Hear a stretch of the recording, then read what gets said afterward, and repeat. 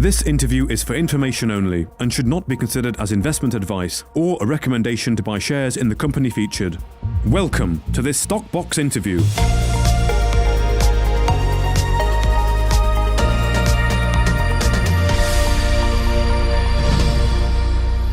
Joining me on Stockbox today is Chris Egger, the CFO of Chaarat Gold, which is listed on the AIM market. So, hello Chris, how are you? Hello Mark, doing very well, yourself? Yes, very good, thank you Chris. Thank you very much for your time. It is of course the first time that we're speaking, so I'm looking forward to getting a bit of an understanding about Chaarat Gold and the projects that you're into. But I want to pick up first of all on a statement that is front and center on your website, and it states that you're building the leading emerging market gold company, which is a very bold statement. So could you start us off by introducing the company and the projects and what you're all about? Sure, absolutely. So thank you for having me. And look, very excited to be here. Look, Chaarat today is roughly a $200 million AIM-listed business. Went through quite a transformation back in 2018, and we've made good progress to date. The business today operates in two jurisdictions. We have one producing mine in Armenia called Kapan, which we acquired in early 2019. And we have two development assets in Kyrgyzstan called Tulkubash and Kiziltash. The assets are gold assets, and we're building a pipeline of projects that will provide good cash flows to investors, not only today, but in the future. So within the portfolio, we have one producing mine, which is Kapan, the mine in Armenia. And then we have the two development assets in Kyrgyzstan. One is called Tulkubash, which is in what I call early stage construction, near-term production, with a targeted first gold pour in 2024, early 2024, late 2023. And then the second deposit in Kyrgyzstan called Kiziltash is a longer staged, very large project of over 5.6 million ounces, which will come into production in 2026, 2027. But the combination of the three assets will identify Chaarat to be ideally a 500,000 ounce gold producing business. So today we produce around 60,000 gold equivalent ounces, but we have a pipeline of projects that we intend to develop to get us to a half a million. To 500,000. Okay, so you've got a good mix of stage of projects there, haven't you then, with one producing, one coming into production around 2024, and then of course going on to 2026, 2027. So where's the current activities focus then, and why? So it goes to the core of our strategy as well, in that we are looking to operate mining assets within the former Soviet Union states, specifically with a focus in Central Asia, as well as the Balkans and the Caucasus. So we have obviously an asset in Armenia. We have two assets in Kyrgyzstan. We've looked at other assets within these areas, but we're very excited about the geological rich profile of the areas where we operate. Mining is the core industry in both of the countries where we operate, and we see quite a lot of mining assets that have attractive potential within our existing geographies, plus neighboring geographies. And there hasn't been that many and very few what I call Western-run companies that have operate assets well in these geographies. And that's a core aspect of our focus, because we believe that we can create quite a lot of potential by bringing in Western standards with the highest ESG standards into these geographies in order to extrapolate value and operate them at a much higher level. What we find is the assets that we have operated or are looking to operate are undercapitalized and lack sophisticated management structures. And so by putting in just normal disciplinary management with structured capital program spending, you can create a lot of value. And that's why we're looking to operate in these geographies, which we think can create huge potential for the shareholder base. Okay. So really, is that the core reason why you see the opportunity in particular in Asia and former Soviet Union countries? It's the geology that attracts you, is it? Very much so. So we operate today in a belt called the Tian Gold Belt, which hosts some of the richest gold mines in the world. Morintal, which is in Uzbekistan, has, I think, one of the largest resources bases in the world. And what we've seen is that this area has been incredibly undercapitalized and underdeveloped. So, for example, in 2019, there was a study that reported that only 1% of the exploration drilling occurred in Asia and the FSU region, which means that you have a very geological rich areas that have not been properly explored, and that's where we see the potential, as well as providing what I call the Western operating standards into jurisdictions that have lacked that sort of discipline.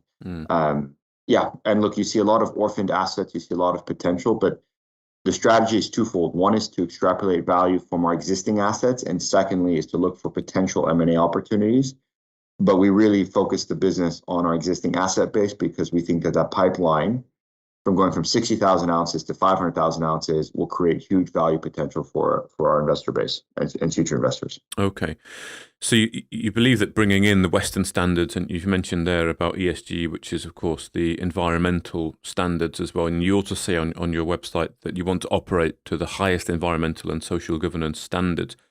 What are these jurisdictions like to operate in? And do you really feel that these kind of elements that you bring to it actually will matter in these jurisdictions in particular? We do. So, look, I would say that both jurisdictions are fairly well-established mining jurisdictions that have, I would say, fairly decent local laws and practices for maintaining high ESG standards, but we can always do better. And so we have a team of people that have worked obviously in mines all around the world that look to implement best practices. One example is in Kapan in Armenia. When we bought the mine was operating to all its regulatory requirements on site, but we felt that we could do better with regards to the tailings facility and increasing the level of buttressing to more international standards. So we've invested additional dollars into maintaining high safety standards. But when you think about ESG, it's not just environment, it's also the social interaction and it's also the governmental interaction. And so we pride ourselves in being local employers. For example, at Kapan, we only have one expat. That mine is very much dominated by a local employee workforce, which is what's necessary in some of these jurisdictions with Western management.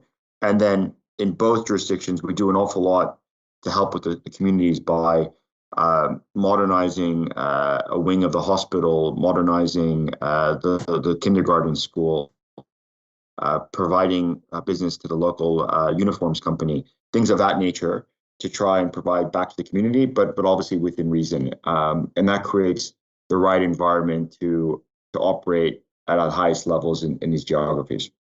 Okay. And are there any neighbours in your area or historical projects that you can perhaps draw some inspiration from?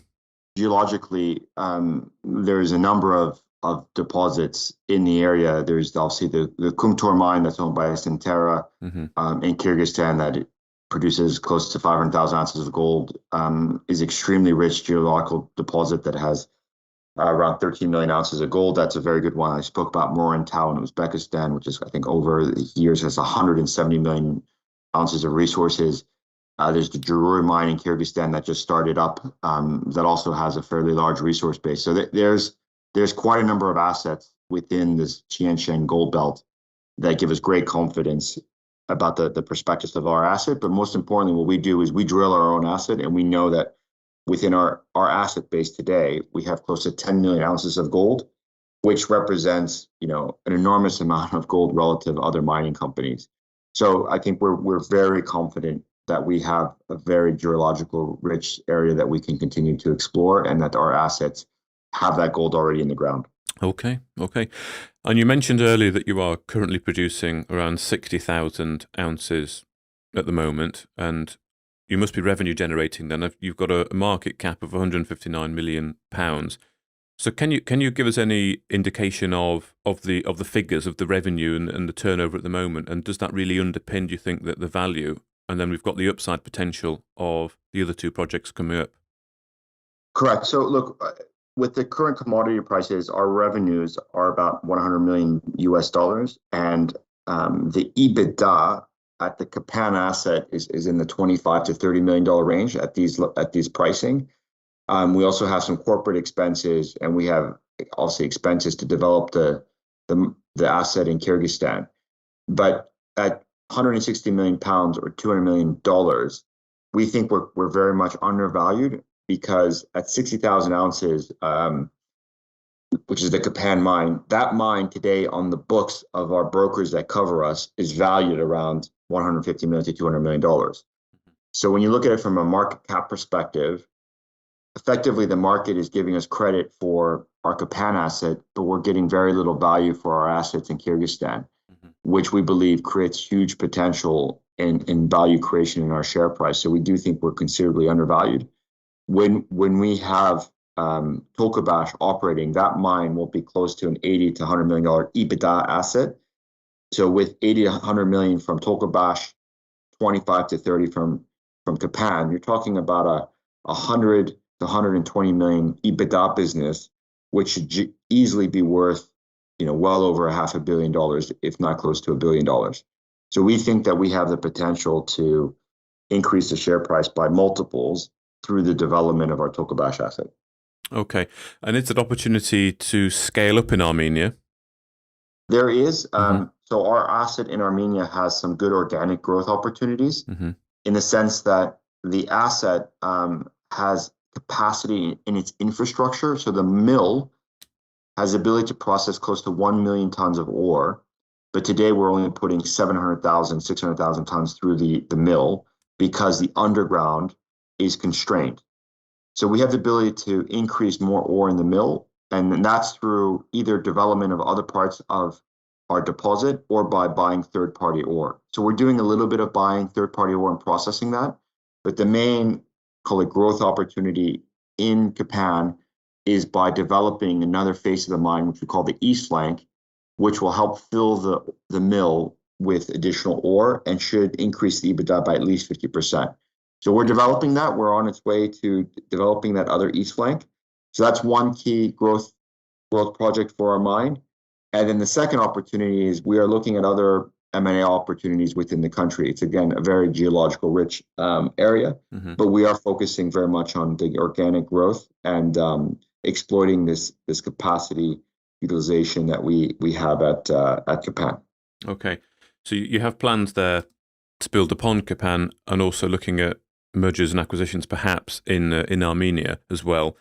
What does the roadmap then to scaling up look like with the Kyrgyzstan projects? So in Kyrgyzstan, we have the two projects. So Tulkubash, like I said, it's in near-term construction.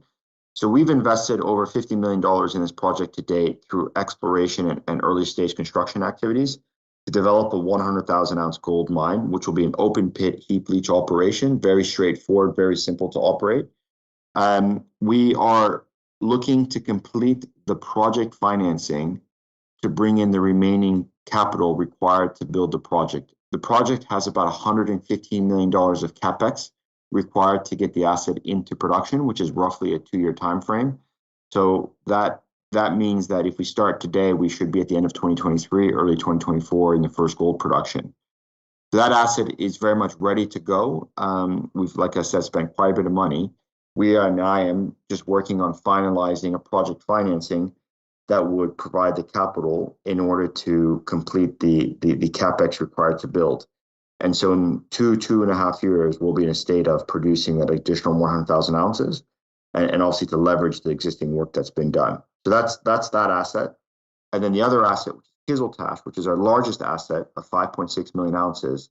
We are doing exploration work in this deposit in order to create the right amount of work in order to bring the asset into what I call bankable feasibility stage, and then continue to develop the project to get it funded and built. But that's a 5 to 6 year time frame. Okay. And I wonder if I can ask you finally then, perhaps could you give 3 reasons why investors might consider investing in Chaarat? Sure. So look, I would say the first one is the management team and the operating team has a proven track record for development of assets and growth in businesses. So we've all done this in the past and obviously looking to do it again. The second point is we have a clear track record for development of our existing asset base. And we believe that we operate in a very geological rich environment. And so with the asset base, we think that we'll create huge value potential for our shareholders. And then the third point is that we believe our stock price today is extremely undervalued. I mean, a lot of management teams will say this, but I think with the research reports that we have and the fact that most brokers have us targeted at a target share price around 60p, and we're trading at around 23p, we think that we are extremely undervalued, not only from the capital markets perspective, but for people understanding how much gold we have in the ground and the ability for us to grow our existing asset base. So I would say it's those 3 points that should provide an attractive investment opportunity for potential shareholders. Okay. Well, Chris Egger, the CFO of Chaarat Gold, thank you very much for your time, giving us that introduction to the company and what the roadmap looks like.